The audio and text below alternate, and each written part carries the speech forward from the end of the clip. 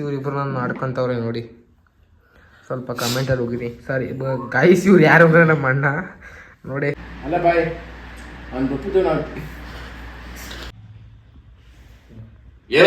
Action. ಉಚಿತನ ಮಗನೇ net ಪುಟಕನ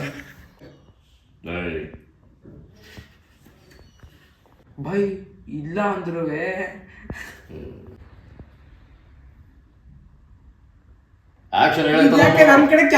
ಏ ಹಂಗೆಲ್ಲ